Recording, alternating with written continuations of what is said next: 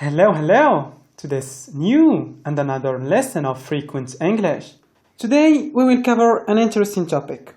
It's about gerund and infinitive. Do you know, a lot of people have problem with this. Usually they don't know which form to use and find themselves confused whether they did sound correct or not. Gerund and infinitive are one of the basic rules in English language. And if you master this rule, you will sound highly more natural and correct. And it's not really complicated as a lot of students think. Here, we'll divide this lesson into two videos, clear and short parts. In part 1 of this lesson, we will see especially which form to use, gerund or infinitive, in two specific cases. But first, we have to know what is exactly a gerund form and an infinitive form. Then we will see which form to use if the verb is used as a subject, first case, and if the verb comes after another verb, second case. So, what is a gerund form first? A gerund is a noun made from a verb by adding ing. For example, the gerund form of the verb read is reading, go is going, play is playing, keep is keeping. While infinitives are the to form of the verb, that is to say, to plus the verb. For example, the infinitive form of learn is to learn. It's that simple. Now we come to the main section of this lesson, which is about which form to use in two particular cases. And these are the most important cases of gerund and infinitive use. First case, which form to use if the verb is used as a subject? If the concerned verb is used as a subject, you can use either a gerund form or an infinitive form. They are both correct. For example, learning is necessary. To learn is necessary. Working is an important thing. To work is an important thing. Nevertheless, the 90% of the time, gerund form sounds more natural to use as a subject. It's common to say, in fact, while the infinitive form is less common to say as a subject. Therefore, I always advise you to use a gerund form in this case. But the infinitive form remains also correct.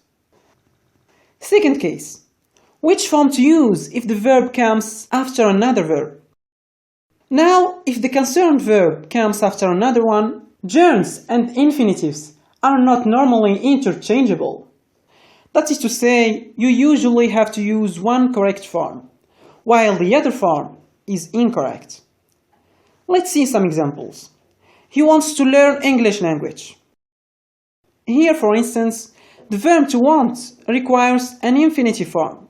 Therefore, we have to use this form and say to learn, while learning is incorrect here. The same thing with he decides not to go. Decide requires to go form, while going is incorrect here. And the same thing with the others. I avoid talking to her, and not I avoid to talk to her. Mary keeps saying the same thing, and not Mary keeps to say the same thing. He denied committing the crime, and not he denied to commit the crime. Well, these are all beautiful examples. But what's the rule? How I am supposed to know which form to use in this case? Gerund or infinitive? The use of gerund or infinitive here depends on which verb we are talking about. With some verbs we use gerund form, while with others we use infinitive form. It's that clear. There is no logical rule. Should I memorize the lists? No. The answer is no and no. Absolutely not. In fact, by doing so, you are making a terrible mistake. Instead, you have to practice English language frequently. So you are exposed to the examples over and over again, and you start to know the correct form to use. At least with the most common verbs. But even so, I'll give you some lists in the end of this lesson. Okay, let's make a little summary for this. An infinitive form is the verb plus the preposition to, and the gerund form is the verb plus ing. When to use a gerund form and an infinitive form? If the verb is used as a subject, use gerund form, which is more natural, but infinitive form remains also correct. For example, reading is important. Then, if the verb is used after another verb A, there is no logical rule. Some verbs A are followed by infinitive. For example, he needs to go, while others by gerund. For example, the job involves traveling. Right, we come to the end of this first part lesson. In the next video, we will see the second part. If you liked the video of today, don't forget to click on like and subscribe.